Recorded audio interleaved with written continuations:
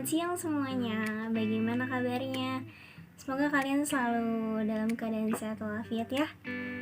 Oh ya, perkenalkan nama saya Nasya Putri Riani. Kalian bisa panggil saya Nasya atau Nanas. Saya dari kelas RPL 1A. Di sini saya akan membawakan hasil esai saya yang judulnya Gudang Ilmu, Dahulu Buku, Kini Teknologi. Dimohon untuk disimak dengan baik ya teman-teman. Teknologi telah menjadi bagian tak terpisahkan dari setiap aktivitas yang dilakukan manusia. Kemajuan teknologi dari waktu ke waktu yang semakin pesat ini memberikan banyak sekali kemudahan dalam berbagai aspek kehidupan. Hal ini juga tentunya memberikan pengaruh besar bagi kehidupan bermasyarakat di era sekarang.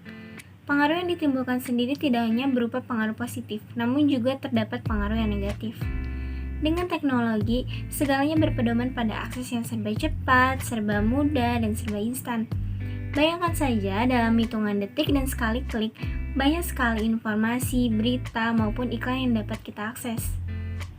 Jika dulu sumber jawaban dari segala informasi berbasis kertas, seperti buku, koran, majalah, jurnal, dan lain-lain, kini masyarakat cenderung lebih mengandalkan sumber berbasis elektronik seperti e-book, e-jurnal, email, internet, dan lain-lain karena merupakan pilihan alternatif yang lebih efisien. Lalu bagaimana sih dengan istilah buku adalah jendela ilmu atau buku adalah gudang ilmu? Betul memang bila dikatakan peran buku kini mengalami kemerosotan dalam menunjang aktivitas masyarakat, salah satunya dalam kegiatan belajar mengajar. UNESCO menyebutkan Indonesia berada pada peringkat kedua dari bawah soal literasi dunia. Menurut data UNESCO, minat baca masyarakat Indonesia hanya 0,001%. Artinya dari 1.000 orang Indonesia, hanya 1 orang loh yang rajin membaca. Sementara dalam riset yang bertajuk World Most Literate Nations Rank yang dilakukan oleh Central Connecticut State University, Indonesia menduduki peringkat 60 dari 61 negara di dunia. Padahal dari segi infrastruktur untuk mendukung dalam membaca, peringkat Indonesia berada di atas negara-negara di Eropa. Hal tersebut membuktikan bahwa minat baca di tanah Nusantara ini masih sangat rendah. Ironisnya, kini keberadaan buku-buku mulai tergantikan oleh device-device yang kemunculannya berlomba-lomba dirancang secanggih mungkin dari hari ke hari. Alih-alih membaca buku, masyarakat jauh lebih tertarik berselancar di dunia maya untuk mendapatkan informasi terkini. Daripada membaca buku tebal dan menyita waktu, banyak juga generasi muda yang lebih cenderung memilih mencari informasi di internet sebagai bahan referensi ajaran. Hal inilah yang menjadi salah satu alasan ketergantungan masyarakat pada internet ataupun teknologi melonjak, dan keberadaan buku sebagai acuan mendapatkan informasi dan ilmu mulai ditinggalkan. Namun, menurut Muhammad Syarif Bando sebagai Kepala Perpustakaan Nasional RI dalam webinarnya, bahwa rendahnya tingkat literasi di Indonesia murni disebabkan oleh faktor rasio antara ketersediaan bacaan dengan jumlah penduduk yang berbeda sangat jauh. Namun apakah benar hal tersebut yang menjadi faktor utama? Lalu bagaimana dengan keberadaan teknologi yang mengambil alih sedikitnya peranan buku sebagai sumber informasi? Masalah kegemaran membaca dapat dilihat dari faktor internal maupun eksternal setiap individu. Secara internal misalnya, tidak adanya kebiasaan membaca yang ditanamkan sejak dini. Nah, hal tersebut berkaitan dengan bagaimana sih orang tua, keluarga, maupun lingkungan membina minat baca seseorang gitu. Peran lingkungan dalam mengajak ataupun membenahi minat baca seseorang adalah suatu hal yang cukup penting loh. Kemudian dilihat dari faktor eksternalnya seperti alasan yang dikemukakan oleh Kepala Perpustakaan Nasional RI, dengan kata lain penyediaan infrastruktur atau fasilitas untuk membaca yang masih sulit diakses dan belum merata. Hal ini memang secara signifikan dapat menghambat perkembangan kualitas literasi di Indonesia. Bagaimana tidak, jika dibandingkan dengan fasilitas untuk membaca seperti perpustakaan ataupun pojok baca di sudut-sudut sekolah, terlebih sarana prasarana tersebut yang belum merata, masyarakat pasti jauh lebih memilih gadgetnya karena dianggap lebih ringan, simpel, mudah, dan cepat untuk dibawa kapanpun dan dimanapun. Selain itu, banyaknya aktivitas yang dapat dilakukan dengan kecanggihan teknologi saat ini dapat menjadi faktor penyebab rendahnya minat membaca. Misalnya saja di tengah pandemi ini, kegiatan belajar mengajar dilakukan secara online dan harus menggunakan teknologi sebagai alat bantu. Browsing di internet, menonton video pembelajaran di YouTube, mengakses learning management system untuk menerima atau mengumpulkan materi dari tugas pembelajaran, dan tatap muka dengan dosen ataupun guru dengan aplikasi. Maka dari itu, tidak dapat dipungkiri bahwa setiap kegiatan manusia kini berjalan beriringan dengan teknologi. Buku adalah jendela ilmu, dan membaca adalah jalan untuk membuka jendela tersebut. Begitu kata pepatah. Hal ini sesuai dengan prinsip membaca, di mana membaca merupakan faktor penting untuk mempengaruhi pertumbuhan intelektual dan emosional manusia. Membaca adalah alat untuk berpikir serakah. Maksudnya, sebagai sarana untuk memperoleh ide-ide yang tidak dapat ditularkan secara verbal. Saat membaca melalui gadget, informasi yang diterima tidak akan mudah tersimpan pada daya ingat seseorang untuk waktu yang lama. Membaca buku tentu membuat konsentrasi hanya tertuju pada buku yang digenggam saja. Sementara membaca melalui gadget memungkinkan banyak sekali terdapat gangguan. Misalnya, pop-up iklan dari suatu aplikasi, notifikasi dari media sosial, belum lagi kalau kita sedang chatting dengan teman.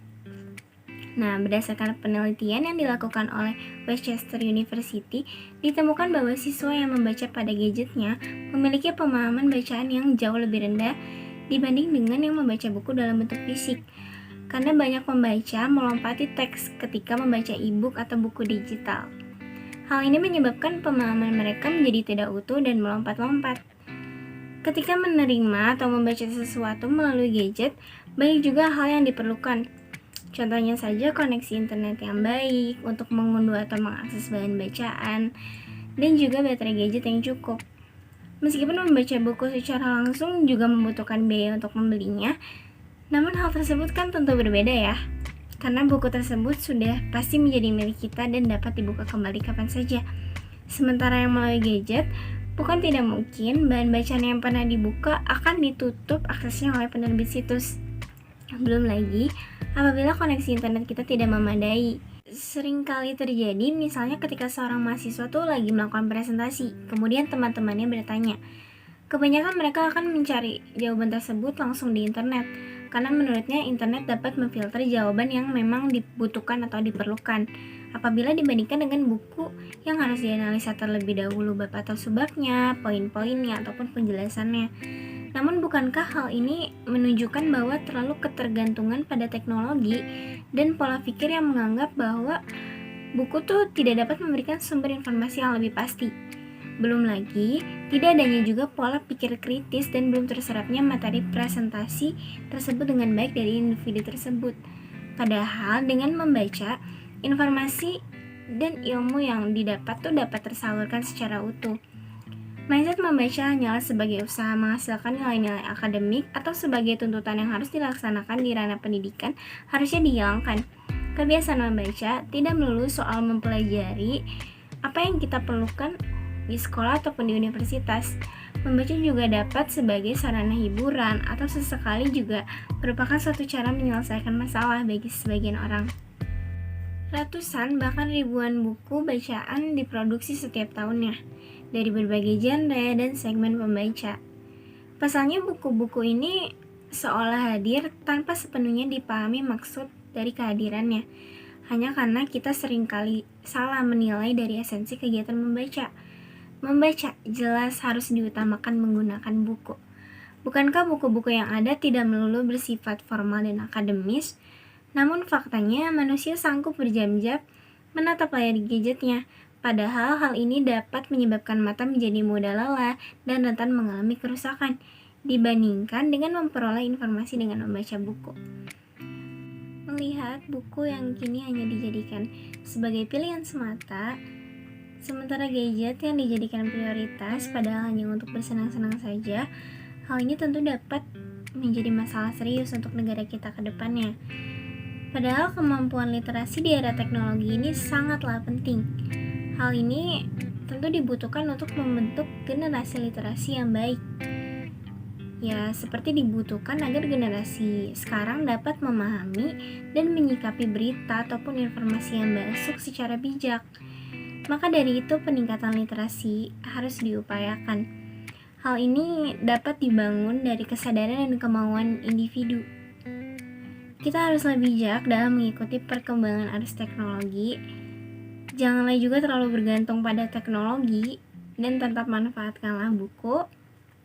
Sesekali bacalah juga buku atau novel yang sifatnya fiktif, karena membaca tidak melulu soal akademik.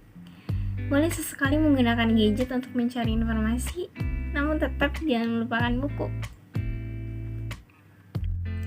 Baik, mungkin itu saja yang dapat saya sampaikan. Semoga informasinya dapat bermanfaat untuk teman-teman.